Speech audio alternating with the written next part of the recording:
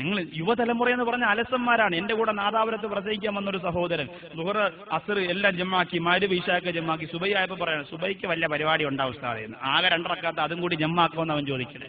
വേറൊരു ദിവസം എൻ്റെ അടുത്ത് ബൈക്കിലൂടെ പോയപ്പോൾ ചോദിക്കുക, ഉസ്താദേ അഴീക്കോട് പോകുമ്പോൾ ജമ്മാക്കാൻ പറ്റുമോ? ആലോചിച്ച് നോക്കി, അഴീക്കോടെന്ന് പറഞ്ഞ നെടുമങ്ങാടുന്ന 10 കിലോമീറ്റർ ജമ്മാക്കാൻ പറ്റുമെന്നാ. അലസന്മാരാ. യുവത്വത്തിന്റെ സമയം എന്ന് പറഞ്ഞാൽ നിസ്കരിക്കുക, കൈകെട്ടി നിൽക്കുക, മണിക്കൂറുകളോരം ഓതുക, അതൊന്നും പറ്റില്ല. അപ്പൊ അങ്ങനെ അലസത കാണിക്കുന്ന മക്കളെ നമ്മളായിട്ട് പറഞ്ഞ് മനസ്സിലാക്കി കൊടുത്തിട്ട് സൽവഴിയിലേക്ക് കൊണ്ടുവരണ ഉമ്മ. ഈ ആത്മഹത്യയൊന്നും ഒഴിവാക്കാനുള്ള കഴിവ് നമുക്കുണ്ടാവണേ. ഒരു സ്ഥലത്തിന്റെ പ്രിയമുള്ളവരെ 3 ആത്മഹത്യ ചേർത്തുകൊണ്ട് നടന്നു. ഒരു കവിക്ക് അവാർഡും കിട്ടി. എന്താണെന്നറിയോ? ആദ്യം പ്രണയനൈരാശ്യം മൂത്ത് വീട്ടിൽ കല്യാണക്കാര്യം പറഞ്ഞപ്പോ രക്ഷകർത്താക്കൾ പറഞ്ഞ് നടത്തി കൊടുക്കൂല. അങ്ങനെ എന്ത് ചെയ്തു? ആ കാമുകി അതിരാവിലെ തന്നെ ഒരു ഷാളെടുത്ത് കഴുത്തിൽ കുത്തി നല്ല റബ്ബർ, ഇന്ന് മരുന്ന് വെച്ച് കൊളാക്കി വെച്ചിരിക്കുന്ന റബ്ബറല്ല, നല്ല കരുത്തനായ റബ്ബറിന്റെ ആ ശിഖരത്തിൽ കെട്ടി തൂങ്ങി അങ്ങ് ചത്തു. കാമുകൻ പാലെടുക്കാൻ വന്നപ്പോ ദാ നിൽക്കുന്നു കാമുകി റബ്ബറായിട്ട് നിൽക്കുന്നു. ഉടനെ കാമുകന്റെ മനസ്സ് വേദനിച്ചു. ഉടുത്തിരുന്ന മുണ്ടെടുത്ത് കഴുത്തിൽ കെട്ടി ഇനി ആർക്കു വേണ്ടി ഞാൻ ജീവിക്കണം? അടുത്ത മരത്തിൽ തൂങ്ങി. 2 മരണം അടുത്തടുത്ത് നടന്നു. 3ാമത് ഇവർക്ക് 2 പേർക്കും കപ്പ് കൊണ്ട് കൊടുത്തിരുന്ന ഒരു പാലുകാരൻ അതുവഴി പോയപ്പോൾ പറഞ്ഞു, നിങ്ങൾ 2 പേരെ ഞാൻ ഒരുപാട് സ്നേഹിച്ചിരുന്നു, നിങ്ങൾ മരിച്ചാൽ ഇനി ഞാൻ എന്തിനു ജീവിക്കണം? അയാൾ ഉരിഞ്ഞുമുണ്ട് കഴുത്തിൽ കെട്ടി അയാളും തൂങ്ങി. 3 മരണം.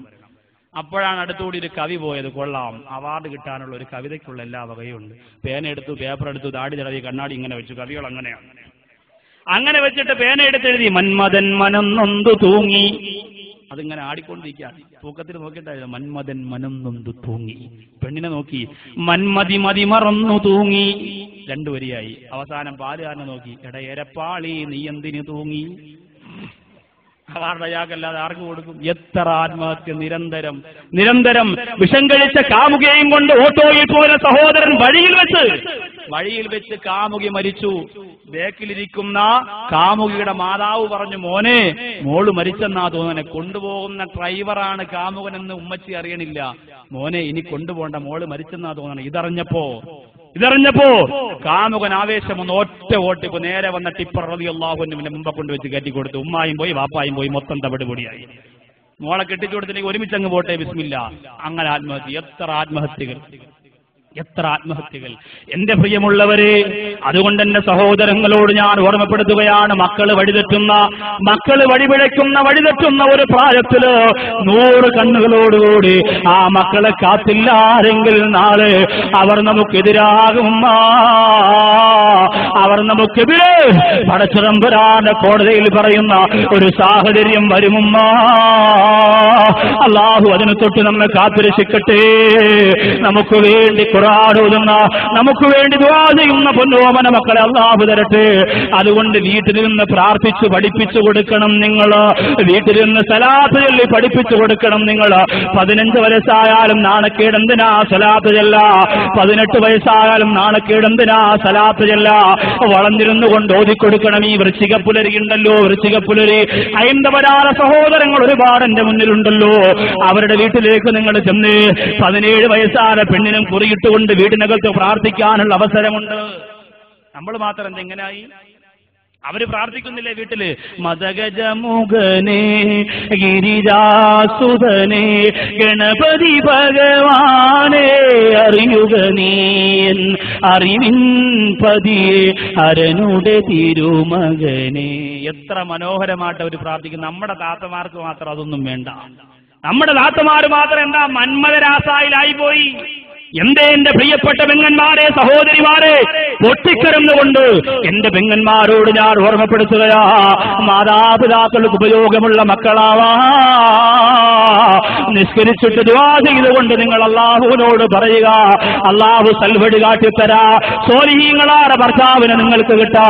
അതേപോലെ എന്റെ സഹോദരങ്ങളോട് പറയുന്നു, തൊലിവെളുത്ത പെൺകുട്ടികളെ സ്വപ്നം കണ്ടുകൊണ്ട് സൗന്ദര്യത്തിന്റെ പിന്നാലെ പരക്കം പായുന്ന ചെറുപ്പക്കാരാ, അത് മാറ്റികെട്ടൽ മർഅത്തു സ്വാലിഹ.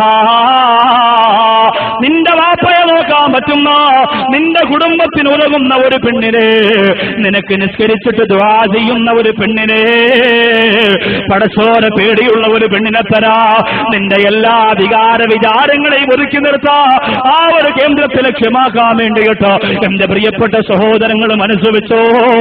അതിന് അല്ലാഹു ഭാഗ്യം തരട്ടെ.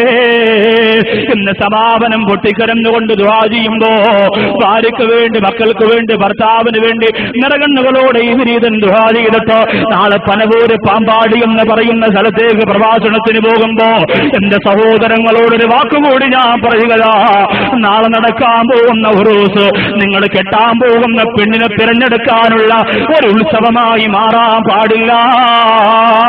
ഉറൂസുകൾ അതിൻ്റെതായ രീതിയിൽ നടക്കാത്തത് കൊണ്ടാ ഇവിടെ പുത്തനാശയക്കാര് തലപൊക്കുന്നേ, അവർ സംവാദം നടത്തുന്നേ, അവർ യുദ്ധം നടത്തുന്നേ. അതിനുത്തരവാദികൾ ഞാനും നിങ്ങളുമാ. ഞാനോ നിങ്ങളോ കാരണമാകട്ടെ ഇവിടെ ഒരു പുത്തനാശയക്കാരനുണ്ടാലാ അതിനുകൂടി അള്ളാഹുവിനോട് ഞാനും നിങ്ങളും കണക്ക് പറയേണ്ടി വരും. അതുകൊണ്ട് എന്റെ സഹോദരങ്ങളോട് പറയാ, അടുക്കും ചിട്ടയോടും കൂടി മര്യാദയോടുകൂടി നിൽക്കാൻ പറ്റുന്നില്ല ആരെങ്കിൽ ദിവസം നിങ്ങൾ വരിക പോലും വേണ്ട. കാരണം എന്റെ പ്രിയപ്പെട്ട ചെറുപ്പക്കാരാ, നീ കരുതുന്നത് പോലെ നിസാരമല്ലടാ.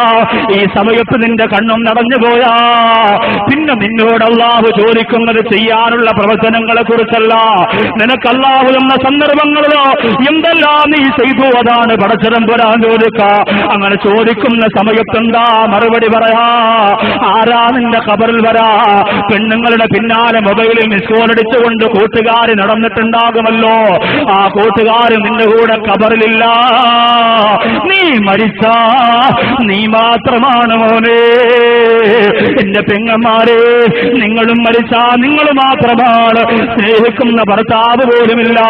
ഇന്നലെ ഞാൻ പറഞ്ഞല്ലോ, രണ്ടാമത് ഫാത്തിമ ബീവി തിരിച്ചതപ്പോഴാ ഈ ലോകത്തിൽ നിന്ന് ഫാത്തിമ ബീവി മരിക്കുമെന്നുള്ള അറിവ് കിട്ടിയപ്പോ അലി റളിയല്ലാഹു അൻഹു നിസ്കാരം കഴിഞ്ഞ് പള്ളിയിൽ നിന്ന് വീട്ടിൽ വന്നപ്പോ വേദനയോടെ സ്വീകരിക്കാനുള്ള മനസ്സാവുന്നത് മരണപ്പെട്ടു പോകാൻ പോവുകയാണല്ലോ, പക്ഷേ എന്റെ ഭർത്താവിനെ അതറിയിക്കാൻ പാടില്ല എന്ന് പറഞ്ഞിട്ട് മനസ്സു തുറന്ന് രണ്ടാമത് ഫാത്തിമ ബീവി തിരിച്ചത് അത്രത്തോളം വിഷമമുള്ളിൽ ഒതുക്കി വെച്ചുകൊണ്ടാ.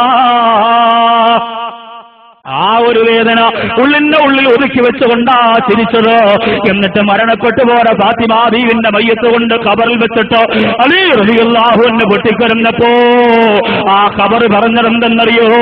എന്റെ പ്രിയപ്പെട്ട ഉമ്മ, ഇതൊന്നും ഒരു കാലത്തും മുസ്ലിം മാനസങ്ങളിൽ നിന്ന് മാറാൻ പാടില്ല.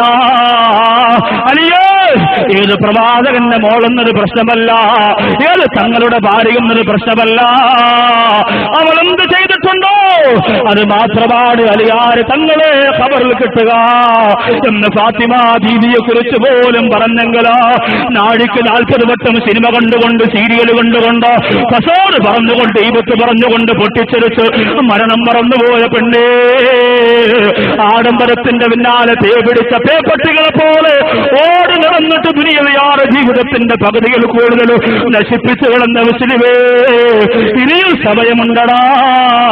അല്ലാഹുവിന്റെ ഖുർആനില് അവസാനമാണ് പടച്ചതമ്പുരാൻ പറഞ്ഞ വത്തഖൂ യൗമൻ തുർജഊന ഫീഹി ഇലല്ലാഹ്, അല്ലാഹുവിലേക്ക് മടക്കപ്പെടുന്ന ദിവസത്തെ പേടിച്ചോ, അല്ലാഹുവിലേക്ക് മടക്കപ്പെടുന്ന ദിവസത്തെ പേടിച്ചോ.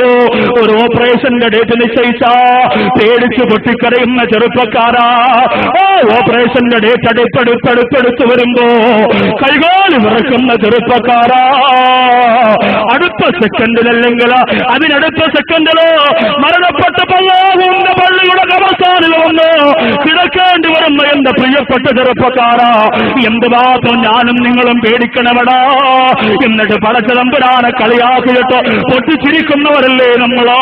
എന്നിട്ട് പടച്ചോനെ കളിയാക്കിയിട്ട് തിയേറ്ററിനകത്ത് മമ്മൂട്ടിക്ക് വേണ്ടി, മോഹൻലാലിന് വേണ്ടിയിട്ട് പൂവാരി എറിയുന്നവരല്ലേ നമ്മളോ? എന്റെ പ്രിയപ്പെട്ട ചെറുപ്പക്കാരാ, അവർക്ക് വേണ്ടി ആരോഗ്യം കൊടുക്കാനല്ലടാ അല്ലാഹു നിനക്ക് ആരോഗ്യം തന്നിരിക്കുന്നത്. ബ്ലഡ് ക്യാൻസർ വന്ന് ഉമ്മാടെ മുമ്പ് പൊട്ടിക്കറിയുമ്പോ ഏത് മമ്മൂട്ടിയാ മോനെ നിന്നെ രക്ഷിക്കാൻ വരാ? വേണ്ടൂമർ വന്ന് വാപ്പാടെ മടിയിൽ കിടന്ന് പൊട്ടിക്കറിയുമ്പോ ഏത് മോഹൻലാലാ പൊന്നുപോലെ നിന്നെ രക്ഷിക്കാൻ വരാ? അതൊക്കെ നിന്റെ രക്തത്തിളപ്പ് കൊണ്ട് നിനക്ക് തോന്നുന്നതാ. എന്റെ പ്രിയമുള്ളവരെ, കഴിഞ്ഞ റമളാനിന്റെ 17-ാം രാവിലെ ഓരോ പള്ളിക്കകത്ത് ബദർ പോലും ഓരോ ബദരീങ്ങൾക്ക് വേണ്ടി പൊട്ടിക്കരന്നുകൊണ്ട് അവരുടെ ബർക്കത്തിന് വേണ്ടി ദുആ ചെയ്യുമ്പോ നെടുമങ്ങാട് പത്താങ്കല്ലിന്റെ ഭാഗത്ത് മമ്മൂട്ടിയുടെ ഫേസ് അസോസിയേഷൻ ഉദ്ഘാടനം ചെയ്യാനായിട്ടോ പ്രിയപ്പെട്ട ചെറുപ്പക്കാർ സ്റ്റേജ് കെട്ടിയെന്നറിഞ്ഞപ്പോ മനസ്സെന്തുപോലെ ചെറുപ്പക്കാരാ ലൗസാദ് വാക്കിനെ ഇഷ്ടപ്പെടുന്ന ചെറുപ്പക്കാരുണ്ടെങ്കിലോ ഈ വിനീതനെ പോലെയുള്ള യുവാക്കളുടെ ഉസ്താദുമാർ പ്രസംഗിക്കുമ്പോ ആവേശത്തോടെ വന്നിരുന്ന പ്രഭാഷണം കേൾക്കുന്ന ചെറുപ്പക്കാരാ എന്ത് നാണക്കേടാ നീ കാണിക്കുന്നതടാ. അല്ലാഹു തന്ന ആരോഗ്യം വെച്ച്, അല്ലാഹു തന്ന ആയുസ് വെച്ച്, അല്ലാഹു തന്ന പണം വെച്ച്, അല്ലാഹു തന്ന പവർ വെച്ചിട്ട് ആ പടച്ചോന്റെ മുമ്പ് ചാണകം വാരി അറിയുന്ന വൃത്തികെട്ട ഫേസ് അസോസിയേഷന്റെ പ്രവർത്തനത്തിൽ നിന്ന് ഇന്ന് ഈ രാത്രി ആധിപത്യമിറങ്ങിക്കോ എന്റെ പ്രിയപ്പെട്ട ചെറുപ്പക്കാരാ. എന്നാ നാളെ മുതൽ ഈ വീടും നെഞ്ചുകീറുന്ന മൈക്കിന്റെ മുന്നിലോ എന്റെ പ്രിയപ്പെട്ട യുവതലമുറക്ക് വേണ്ടി ഞാൻ ദുആ ചെയ്യുമടാ. മനസ്സുണ്ടോ ഈ സദസ്സിൽ നിന്ന് തുറക്കെ പറയാ മനസ്സുണ്ടോ? നെഞ്ചത്ത് കൈവച്ചുകൊണ്ട് പറയാ മനസ്സുണ്ടോ? ആറ് മണ്ണിന്റെ കത്തിളപ്പ് നിന്നെ കൊണ്ടുവന്ന് കിടത്തുമ്പോ അല്ലാഹു നിനക്ക് അനുഗ്രഹിച്ചു തന്നോ ഈ ആരോഗ്യം ആർക്കാടാ നീ കൊടുത്തതുപോലെ മമ്മൂട്ടിയുടെ പടം ചൂടാറാതെ കാണാനാണോ? ലാലേട്ടൻ എന്ന് പറയുന്ന നിങ്ങൾ ആദരിക്കുന്ന മനുഷ്യന്റെ പടം ചൂടാറാകാതെ കാണാ. ഇടുപ്പിൽ കത്തിയുമായി ടിക്കറ്റിന് നിൽക്കുന്ന ചെറുപ്പക്കാരാ, നിസ്കരിക്കാൻ ക്യൂവില്ലല്ലോ, ഹൗലിനകത്ത് നിരക്കില്ലല്ലോ, പള്ളിക്കകത്താളും പേരുമില്ലല്ലോ. എത്ര പള്ളിയാണാ ചുമലക്കാലില്ലാതെ ഒടിഞ്ഞു കിടക്കുന്നതാ. ആർക്ക് വേണ്ടിയോ എന്റെ പ്രിയപ്പെട്ട ചെറുപ്പക്കാരാ, നിനക്ക് അല്ലാഹു തന്ന ആരോഗ്യം നീ കൊണ്ടുപോയി കളഞ്ഞത് പരതന്നൂർ ശമീറിനെ മറക്കല്ലേ എന്റെ പ്രിയപ്പെട്ട മുസ്ലിമേ. അതാലമ്മോട് കടിയാപുരത്ത് മരണപ്പെട്ടു പോലെ കയറി ഇറങ്ങി ചലഞ്ഞു പോരാ ആ സഹോദരന്റെ ശരീരം മറക്കല്ലേ എന്റെ പ്രിയപ്പെട്ട ചെറുപ്പക്കാരാ. 11 വയസ്സിലകത്തോ ലക്ഷക്കണക്കിന് രൂപയുടെ മരുന്ന് തിന്നു പോരാ അസ്ലമെന്ന പൊന്നുപോലെ മറക്കല്ല ചെറുപ്പക്കാരാ. അതിലേക്ക് മടങ്ങി വന്നിട്ടോ ആവേശത്തോടെ ഈ രാവിലെ പൊട്ടിക്കിറന്നു കൊണ്ടെന്ന് മടങ്ങടേ. ഇനി പോകില്ല ഉസ്താദേ, ആഡംബരത്തിന്റെ പിന്നാലെ പോകില്ല ഉസ്താദേ. നിനക്കതിന് മനസ്സ് വന്നില്ലാരെങ്കിലോ ഇതാ എന്ന പ്രഭാഷണം കഴിഞ്ഞിട്ടോ മെഡിക്കൽ കോളേജിന്റെ കാഷ്വാലിറ്റിയുടെ മുന്നിലൊന്ന് ചെല്ലടാ. എത്ര ചെറുപ്പക്കാരോ 10, 20, 25, 30 വയസ്സാണ് ചെറുപ്പക്കാർ കയ്യടക്കാൻ വയ്യാറ്, കാലനക്കാൻ വയ്യാറ്, കണ്ണടക്കാൻ വയ്യാറ്, ഒരിടക്ക് വെള്ളം പോലും കുടിക്കാനാവാറ് വേദന തിന്നുകൊണ്ട് കഴിയുന്ന എത്രയോ ചെറുപ്പക്കാരാ RCCയുടെ അകത്തളപ്പ് ചെല്ലടാ. എത്രയോ കുഞ്ഞുമക്കള് തലയുടെ മുടിയെല്ലാം കൊഴുന്നുപോര് വിളറി വെളുത്തുകൊണ്ട് മരുന്ന് കടിച്ചുകൊണ്ട് പൊട്ടിക്കിടന്നിട്ട് ജീവന് വേണ്ടി പൊട്ടിക്കിടന്ന് പ്രാർത്ഥിച്ചുകൊണ്ടിരിക്കുന്ന എത്രയോ ചെറുപ്പക്കാരനടാ. നിനക്ക് പോലെ താമസം വേണോ? ആ രോഗങ്ങൾ അല്ലാഹു തരാ ഒരുപാട് താമസിക്കണ്ടല്ലോ പോലെ. അതുകൊണ്ട് പൂവച്ചൽ പള്ളിയുടെ അനുഗ്രഹീതമാണ് ദുആമദ്രസലോ ഇന്ന് ഹൃദയം പൊട്ടിയിട്ട് ആമീൻ പറഞ്ഞു. ഇല്ല ഉസ്താദേ, ഈ സെക്കൻഡ് മുതൽ ഞാൻ നിർത്തിയിരിക്കുകടാ. എനിക്ക് അല്ലാഹു തന്ന ആരോഗ്യം രോഗമായി മാറാതിരിക്കാ, അല്ലാഹു തന്ന അനുഗ്രഹം ശാപമായി മാറാതിരിക്കാ, അല്ലാഹു തന്ന പുഞ്ചിരി കണ്ണുനീരാണ് മാറാതിരിക്കാ. ഈ സെക്കൻഡ് മുതൽ പടച്ചോനും പള്ളിക്കും പൊരുത്തപ്പെട്ടതല്ലാതെ ഞാൻ ചെയ്യില്ല ഉസ്താദ്. അതായിരിക്കണം എന്റെ പ്രിയപ്പെട്ട സഹോദരങ്ങൾ, ആ ഒരൊറ്റ നിയ്യത്തായിരിക്കണം എന്റെ പ്രിയപ്പെട്ട സഹോദരങ്ങൾ. ചുറുചുറുക്കുള്ളവർ ഓടി നടക്കുന്നവർ ചെയ്യേണ്ടത്. അല്ലാഹു അതിന് തൗഫീഖ് തരുമാറാകട്ടെ. അതിനുള്ള ഭാഗ്യം അല്ലാഹു നമ്മുടെ യുവതലമുറയ്ക്ക് തരുമാറാകട്ടെ. അല്ലാതെ ആർക്കും വേണ്ടി നശിപ്പിക്കാനുള്ളതല്ല നമ്മുടെ ആരോഗ്യം, ആർക്കും വേണ്ടി നശിപ്പിക്കാനുള്ളതല്ല. അല്ലാഹുവിന്റെ ദീനിന് വേണ്ടി ഇബാദത്ത് ചെയ്യാൻ, അല്ലാഹുവിന്റെ പടച്ചോന്റെ ദീനിന് വേണ്ടി ഇബാദത്ത് ചെയ്യാൻ. വാപ്പയൊന്ന് മറഞ്ഞു വീണാൽ 2 കൈ കൊണ്ടൊന്ന് താങ്ങിയെടുക്കുക, ഉമ്മയൊന്ന് കിടന്നു പോരാ കഞ്ഞി വെച്ച് വായിൽ ഒഴിച്ചു കൊടുക്കാൻ, മക്കളെ പോറ്റാൻ, ഭാര്യയെ നോക്കാൻ കരുത്തുള്ള ആരോഗ്യമാണ് നമുക്ക് ഉണ്ടാവേണ്ടത്. ഇല്ലാതെ എന്റെ പ്രിയമുള്ളവരെ സിനിമാ ലോകത്തിന് നശിപ്പിക്കാൻ, ഉത്സവപ്പറമ്പിൽ പോയി അരിയുണ്ടാക്കാൻ, കള്ളുകുടിച്ച് കൂത്താടിയിട്ട് ആഘോഷത്തിന്റെ ആടിത്തിമിർത്തുകൊണ്ട് മരണപ്പെടാൻ, അതിനൊന്നുമല്ല അള്ളാഹു നമുക്ക് ആരോഗ്യം തന്നിരിക്കുന്നത്. അള്ളാഹു തന്നതിന് മുഴുവനും നാം പടച്ചവനോട് കണക്ക് പറയേണ്ടി വരുമെങ്കിൽ എന്റെ പ്രിയപ്പെട്ട സഹോദരങ്ങളോട് പറയുന്നു, സമയവും സന്ദർഭവും ആരോഗ്യവും സമ്പത്തുമില്ല പടച്ചവന് വേണ്ടി വിനിയോഗിച്ച് ഉമ്മാക്കും വാപ്പാക്കും പൊരുത്തപ്പെട്ട മക്കളാവുക. അവരെ ഓർക്കുന്ന, എത്ര കാലം കഴിഞ്ഞാലും അവരെ ഓർക്കുന്ന മക്കളാവുക. അതിന് അല്ലാഹു തൗഫീഖ് നൽകി അനുഗ്രഹിക്കുമാറാകട്ടെ. ഇൻഷാ അല്ലാഹ് ദുആ ലിസ്റ്റ് വായിക്കുന്നതിന് വേണ്ടിയിട്ട് ബഹുമാനപ്പെട്ട ലിയാറുഞ്ഞ സാഹിബിനെ ക്ഷണിക്കുന്നു. ദുആ ലിസ്റ്റ് വായിച്ചതിന് ശേഷം ഇൻഷാ അല്ലാഹ് ബാക്കി വിഷയങ്ങൾ ചർച്ച ചെയ്യും. പിന്നീട് ദുആയിലേക്ക് വരും. അള്ളാഹു നമ്മുടെ എല്ലാ പ്രവർത്തനങ്ങളെയും സ്വീകരിക്കുമാറാകട്ടെ. എല്ലാ സഹോദരങ്ങളും അച്ചടക്കത്തോടു കൂടിയിരിക്കുക. ഇൻഷാ അല്ലാഹ് ദുആ ലിസ്റ്റിന് ശേഷം ബാക്കിയുള്ള കാര്യത്തിലേക്ക് വരും. അള്ളാഹു സുബ്ഹാനഹു വ തആല കവറുകൾ ഇനിയെങ്കിലും കൊടുക്കാത്തവരുണ്ടെങ്കിൽ ആ കവർ എത്രയും പെട്ടെന്ന് ഇൻഷാ അല്ലാഹ് തിരിച്ചേൽപ്പിക്കുക. കവറിൽ ഒരുപാട് ലിസ്റ്റ് എഴുതിയിട്ടുണ്ട്. അത് ചിലപ്പോൾ എല്ലാം വായിക്കാൻ പറ്റണമെന്നില്ല. എങ്കിലും കഴിവിന്റെ പരമാവധി പ്രധാനപ്പെട്ട ലിസ്റ്റുകളൊക്കെ ഇൻഷാ അല്ലാഹ് നിങ്ങളുടെ മുന്നിൽ അവതരിപ്പിക്കും. അല്ലാഹു സുബ്ഹാനഹു വ തആല ഈ സദസ്സുമായി സഹകരിച്ച, സാമ്പത്തികമായും മാനസികമായും സഹകരിച്ച എല്ലാവർക്കും അല്ലാഹു ആയുസ്സും ആരോഗ്യ ആഫിയത്തും കൊടുത്ത് അനുഗ്രഹിക്കുമാറാകട്ടെ.